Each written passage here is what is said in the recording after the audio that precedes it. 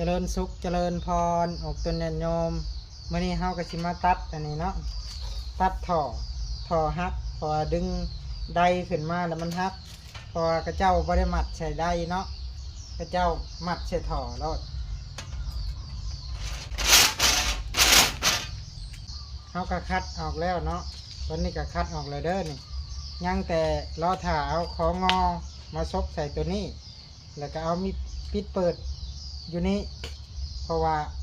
เขายังให้น้ำไปทางนั้นเขาก็ปิดทางนี้ไว้ให้ตัวนี้ไปเด้มันจะมีอีกข้อต่อหนึ่งเขารอไปเบิ่งขั้นตอนต่อข้อเขาตัดมาแล้วตัวนี้เจ๊ออกเจ๊เอาท่อเก่าเพราะว่าบ่มีผู้ไปซื้อเด้นี่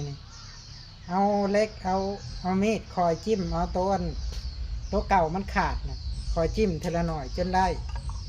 ความพยายามเนาะ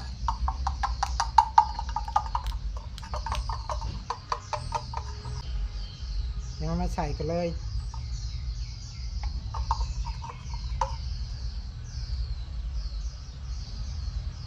นี่จุ่มเลย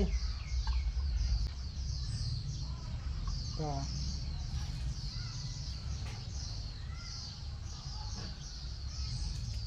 ถ้าผู้ใดบ่ยันมือเปื้อนก็เอามือเปื้อนแล้วพออันนี้มันติดเลยมันออกเนี้ยก็เลยหาเด็กชูดเลยเด้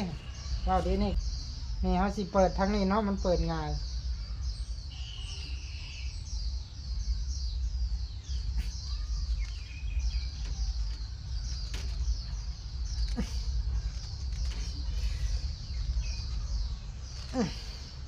เอาอันนี้ก็ต่อไปเรียบร้อยนะใครเห็นคลิปนี้ก็